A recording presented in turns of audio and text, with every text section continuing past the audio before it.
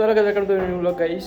આજે છે રવિવાર અને ગાઈસ 2-3 દિવસ જબરજસ્ત મેરેજમાં બહુ જ થાક લાગ્યો ત્યાં હું વ્લોગ શૂટ નહીં કરી શકું. I am really sorry but guys શું કરું, એકવાર ખાલી વાયરલ થઈ જાય ખાલી ભાઈ બધા આગળ શરમ ખૂટી જાય, પણ એકવાર ખાલી વાયરલ થઈ જાય એકવાર.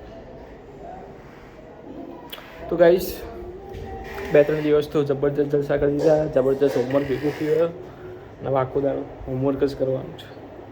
લેક્ચર જોવા માટે કઈ જાય પડશે જોશે, એના માટે ચાર્જિંગમાં મેળવવું પડશે.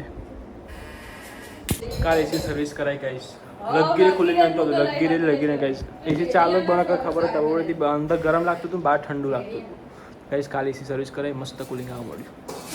ગાઈશ તમારે શું કરવાનું થઈ ગયું છે, મહિનું મતલબ એક ડોસી ઓફ થઈ ગયા, તો ત્યાં ખાવા જવાનું 2 દાડા ખાવા હોત 2 ટાઈમ. તો ગાઈશ ઈગાને જાઉં મામાને ઘેર બરીઓ બાફી બાધા કરવાની યાર. શું ચીલ્યા બ્લોગ મસ્ત શૂટ થઈ ગયા.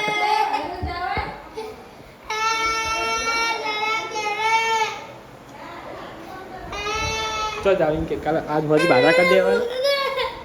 સારે રોજ તમે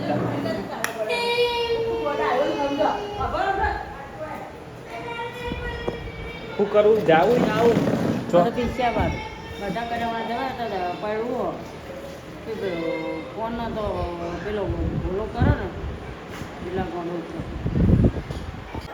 કઈ પીછું તો અબાણ જ હોય, પણ ઈગા નહીં જાવું.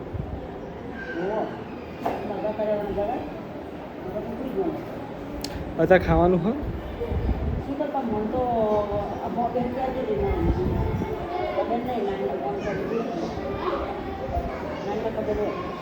હા નીકળી જાઓ, નીકળ ખાવા પડી જાય કંઈક બધો હસી. હા પણ હજુ 11 વાગે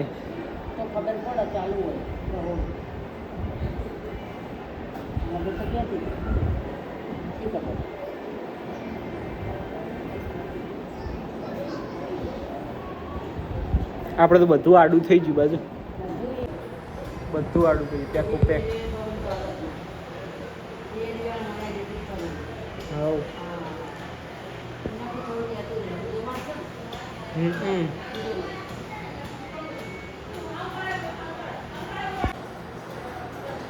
પેલા તો બધું ખુલ્લું હતું નહીં.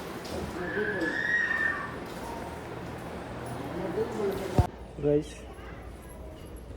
મોટો મારતા હું બહાર ખબર પડે ખાવાનું હા કે નહીં. આમાં તો કોમ ચાલુ કહીશ તો કઈ મસ્ત ભાઈ ખાવાનું બને છે. કોને બનાવડાવે બરફ किसका बना रहे हो ये कोई थे मंगाए તું ખવડાવી હેડ ખવડાવી દે. તો ગાઈસ ફૂડ એક જમતા હતા અમે થોડી તો જમવાનું હતું. કેટલા વાગે ગાઈસ હું 12 વાગે ત્યાં ગયો હતો, 1:30-2 વાગી ગયા, 2 કલાક ત્યાં હવે ખાવાનું કંઈ થયું નહીં. હવે જઈને તારું જ જલસા હતા, કાલ જે થવું હોય થાય. તો કઈ અંદર ખાડો ડાળ્યો છે એટલે હવે 2:30 વાગી ગયા છે. પાણી પી આવું સુઈ જઈએ. તો ગાઈસ હું તો આવ્યો બુક લેવા માટે અને અહીંયા જોયું સ્ટેશનરી બંધ છે. હવે આગળ જવું પડશે. તો ગાઈસ ફાઇનલી બુક લઈ લીધી છે સ્ટેશનરીમાં. શું ગાઈસ ફાઇનલી પહોંચી ગયું છું ઘરે. 5:30 થઈ ગયા, તડકો ઓછો નહીં થતો.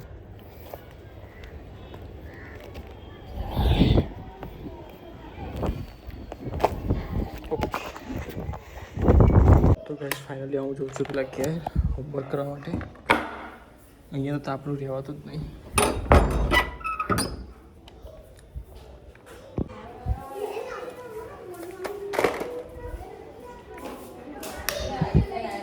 ગાઈસ થોડી વાર લેસન કર્યું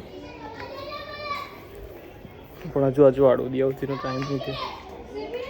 મેંગો ડોરી લાવ્યો તો ગાઈસ હમણાં એ ખાઈ લો. ચાલો ગાઈસ મેંગો ડોરી ખાવા. સો ગાઈસ ફાઇનલી દિયાવતી થઈ ગઈ છે એન્ડ હું ફ્રેશ થઈ ગયો છું, મતલબ લાઈક મોઢું ધોઈને મસ્ત પત્તી જાય પરસ્યો હતો ગાઈસ.